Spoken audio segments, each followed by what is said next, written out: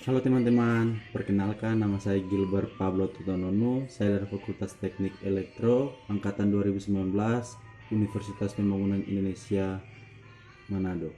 Dan pada kali ini saya akan menjelaskan sedikit tentang definition variabel, objective function, dan constraint.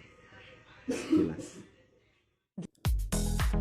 Merumuskan definisi persoalan secara tepat. Dalam perumusan masalah ada 3 hal yang penting diperhatikan, yaitu variabel keputusan, tujuan objektif, kendala constraint. Variabel keputusan yaitu unsur-unsur dalam persoalan yang dapat dikendalikan oleh pengambil keputusan, sering disebut sebagai instrumen. Tujuan objektif, penetapan tujuan membantu mengambil keputusan, memuaskan perhatian pada persoalan yang mengaruhnya terhadap organisasi tujuan. Ini diekspresikan dalam variabel keputusan. Kendala atau constraint adalah pembatas-pembatas terhadap alternatif tindakan yang tersedia. Langkah-langkah dalam perumusan model LP. 1. Definisikan variabel keputusan atau definition variable, variabel yang nilainya akan dicari. 2. Rumusan fungsi tujuan atau objective function, maksimalisasi atau minimalisasi. Tentukan koefisiensi dari variabel keputusan. 3. Rumusan fungsi kendala sumber daya atau constraint.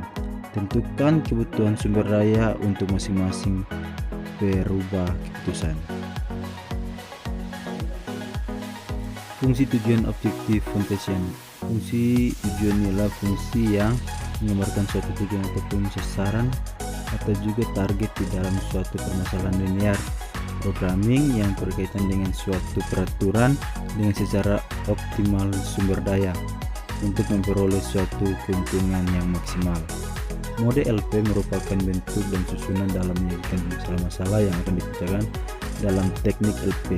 Dalam model LP dikenal ada 2 macam fungsi, yaitu fungsi tujuan objective function dan fungsi batasan constraint function.